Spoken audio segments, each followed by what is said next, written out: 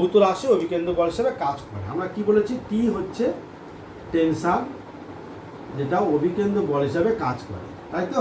টি হচ্ছে একটা টেনশন যে অভিকেন্দ্র বল অর্থাৎ সেন্টিপিটাল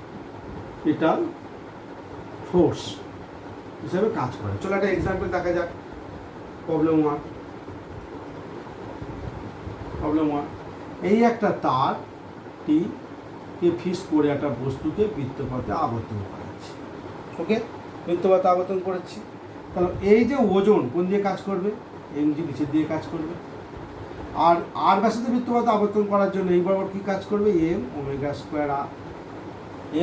স্কোয়ার আর। ওকে, এই M omega square R must be equal to T equal to M omega square R হতে হবে। এখানে দড়ির টান অপকেন্দ্র বলকে ব্যালেন্স করছে, T equal to M omega square R হতে হবে। এবার দেখো, এইবারে T equal to M omega square R হলো, বডিটা আবর্তন করছে। এবার দেখো এটা আমি একটু ঘুরিয়ে দিলাম, এবার আমি এটা টেবিলের উপরে বসিয়ে দিলাম। কেমন, এই জিনিসটাকে আমি একটা টেবিলের উপরে বসিয়ে দিলাম, বুঝলাম। টেবিল এখন এই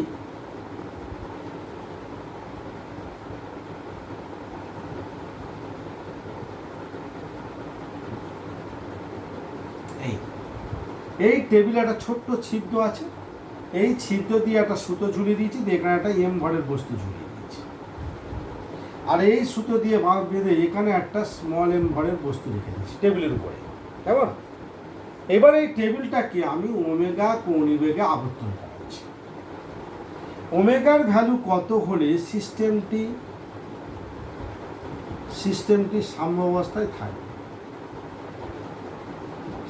সাম্য অবস্থা মানে ইকুইলিব্রিয়াম অবস্থায় থাকবে। ইকুইলিব্রিয়াম অবস্থায় সিস্টেমটি সাম্য অবস্থায় থাকবে। এখন দেখো এই ধরনের প্রবলেম, তার মানে কি, এই টেবিলটা যদি ওমেগা কৌণিক বেগে আবর্তন করে, তাহলে টেবিলের উপর রক্ষিত বস্তু সে কি ওমেগা কৌণিক বেগে আবর্তন করবে। এই দড়ির দড়ি যদি আর হয় টেবিলের মধ্যে ছিদ্রটা এখানে কেন্দ্র, ছিদ্র থেকে এম ভরের বস্তুর দূরত্ব হচ্ছে আর, তারপরে আরকে ব্যাসার্ধ করে ওমেগা কৌণিক বেগে আবর্তন করবে। ওমেগা কৌণিক বেগে আবর্তন করলে তার বহির্মুখী একটা কি কাজ করবে, সেন্ট্রিফুগাল অথবা অপকেন্দ্র বল কাজ করবে।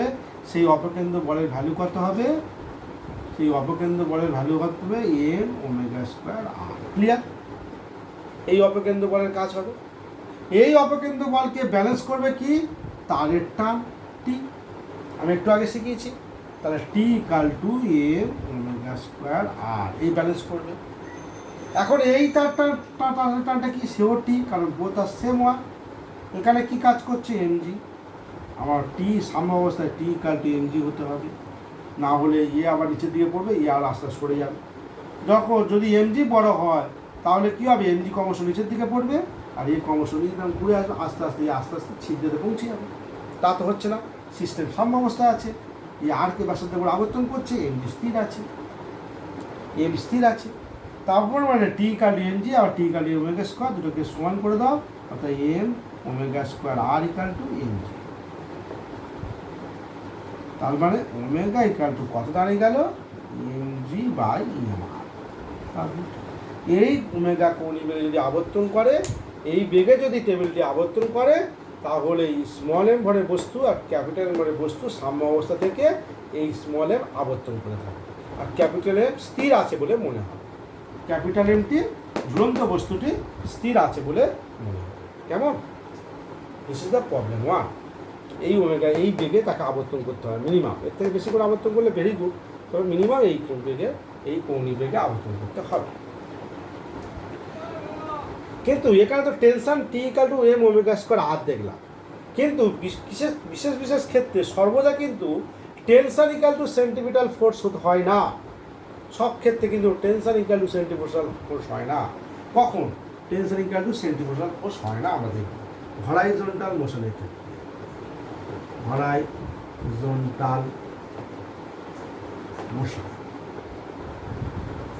হরাইজন্টাল মোশন মানে কি, আমি এখানে একটা স্ট্রিংকে ঝুলিয়ে দিলাম, তার সঙ্গে একটা পেন বডি রয়েছে। এবার এই বডিটাকে আমি কি করব, এইভাবে বডিটাকে নিয়ে এই ধরো একটা স্ট্রিং, এখানে একটা বডি আছে, আমি এইভাবে আবর্তন করাচ্ছি, এইভাবে। তাহলে এইভাবে আবর্তন করা মানে কি, এইভাবে আবর্তন করছি এই হরাইজন্টাল মোশনে। এবং লেন্থ এর হচ্ছে length of the string, length of the string. Okay, স্ট্রিংয়ের লেন্থ অর্থাৎ স্ট্রিংয়ের দৈর্ঘ্য।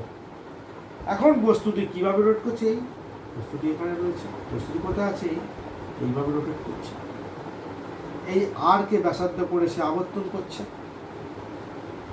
এইভাবে করছে না, আমি এইভাবে ঘোরাচ্ছি না, আমি জাস্ট বস্তুটিকে এইভাবে নিচে এইভাবে ঘুরছি, আর বস্তুর আবর্তন করছে। টেনশন কোন দিকে কাজ করবে, টেনশন এই বরাবর কাজ করবে, টেনশন ধরে রাখার চেষ্টা করবে। এটা কত, থিটা, থিটাকে মানে কেন্দ্র করে আবর্তন করাচ্ছে।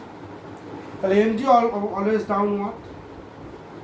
টিকে দুটো অংশে ভাগ করো, এটা যদি থিটা হয় অবশ্যই এটা থিটা। আবার টি একটা কম্পোনেন্ট টি কস থিটা, আর একটা কম্পোনেন্ট এই বরাবর কাজ করবে টি সাইন থিটা।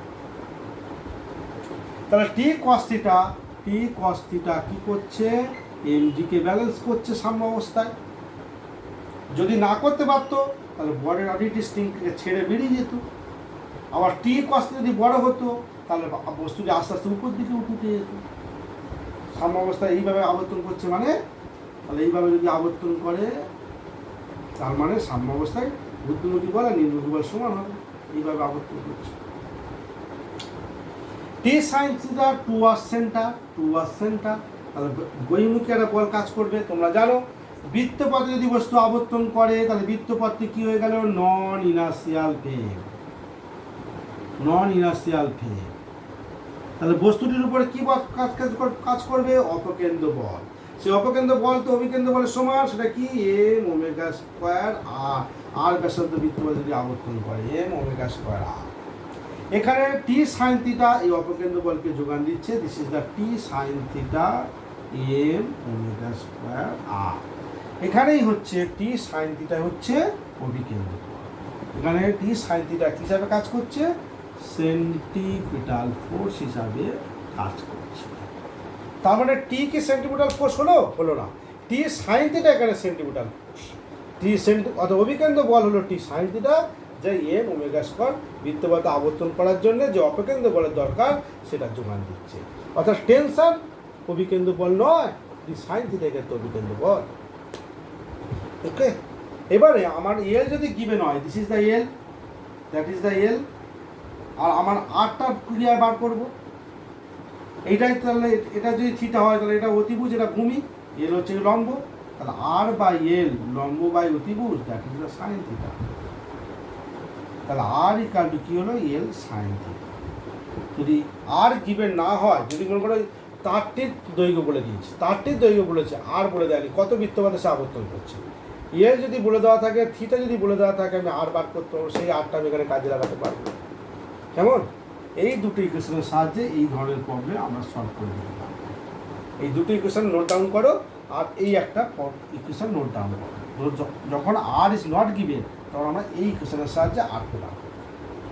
ওকে, তার মানে এখানে সেন্টিমিটার ফোর্স কী হয়ে গেল, টি সাইন থিটা হয়ে গেল। Clear? Next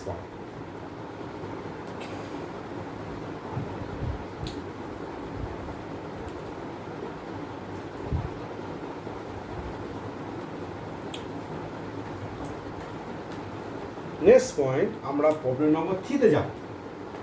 problem number 3 is the very interesting. Rotating dump,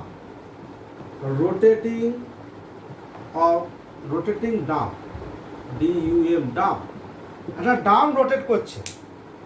মনে করো দিস ইজ দ্য ডাম, বনবন করে অক্ষের সাপেক্ষে আবর্তন করছে।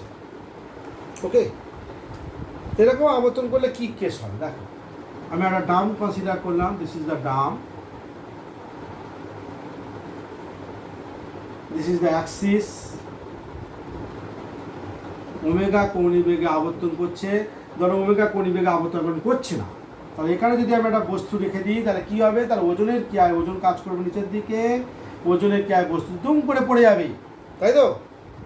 একটা বস্তুকে যদি আমি এখানে রেখে দিই তাহলে বস্তুটি ওজনের ভরে দুম করে পড়ে যাবে। ওকে, এখন যদি এই ডাম বস্তুটি এখানে রেখে দিয়েছি, আর এ ওমেগা কৌণিক বেগে আবর্তন করছে। ওমেগা কি? This is the angular velocity, angular velocity, কৌণিক বেগ, অ্যাঙ্গুলার ভেলোসিটি আবর্তন করছে। আবর্তন করার ফলে দেখা যাচ্ছে বস্তুটি স্থির আছে। হ্যাঁ, অর্থাৎ ওমেগা কৌণিক বেগে আবর্তন করার ফলে বস্তুটি স্থির থেকে বৃত্তপথে আবর্তন করছে। কেমন? স্থির থেকে গায়ে লেগে থেকে বৃত্তপথে আবর্তন করছে, নিচে পড়ছে না। এই যদি কন্ডিশন ফুলফিল হয় তাহলে ওমেগার ভ্যালু কত? কত কৌণিক বেগে আবর্তন করলে, যেখানে এম বলে দিচ্ছে, M is given, R is given, এর অ্যাক্সিসটা ইজ গিভেন। তাহলে এমটা কি? এম আর এগুলো কি গিভেন বলে দেওয়া আছে। Mu, this is the mu given, mu is given. বস্তু এবং ডামের মধ্যে ঘর্ষণ গুণাঙ্ক অলসো গিভেন, এগুলো বলে দেওয়া আছে। তাহলে ওমেগা কত কৌণিক বেগে আবর্তন করলে বস্তুটি এই ডামের গায়ে লেগে থাকবে এবং সেও ওমেগা কৌণিক বেগে আবর্তন করবে। একটা ডাম, এই ধরো আমি একটা ডাম বলছি, দিস ইজ দ্য ডাম। এখানে যদি একটা বস্তু থাকে, যদি ওমেগা কৌণিক বেগে আবর্তন করি, তাহলে বস্তুটি এখানেই লেগে থাকে, সে মানে ওমেগা কৌণিক বেগে এইভাবে রোটেট করবে, ঘুরবে। তার মানে সে কোন পথে ঘুরছে? সে এই পথে ঘুরছে, এই পথে সে আবর্তন করছে। কেমন? এই পথে সে আবর্তন করছে বস্তুটি।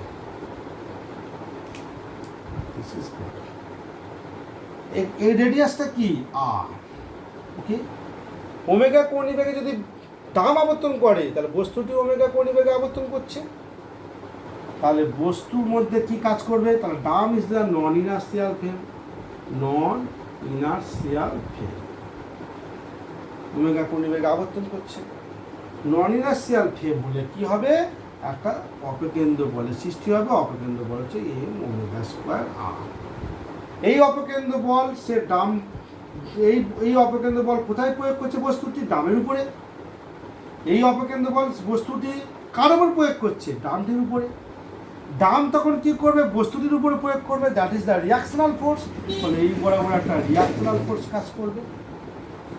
বস্তুটি ডামের উপরে এই অপকেন্দ্র বল কাজ করছে, ডাম বস্তুটির উপরে এই রিয়াকশনাল ফোর্স কাজ করবে, that is the reactional force equal to M omega square R. MG নিচের দিকে কাজ করছে, এমজি বলের পরে বস্তু নিচের দিকে পড়তে চাইবে, একে ধরে রাখার চেষ্টা করবে ঘর্ষণ বল, that is the F, F equal to mu N.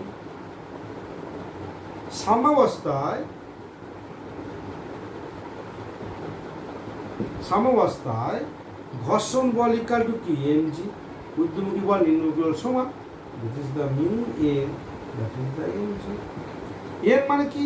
Mu equal to M omega square R equal to M. M কেটে গেল, omega equal to G by mu আর।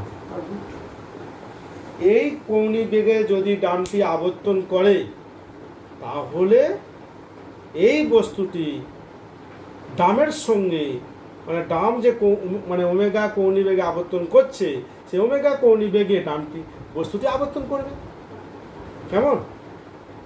অতএব এই ডামটির কৌণিক বেগ হতে হবে √g/μ r। ক্লিয়ার?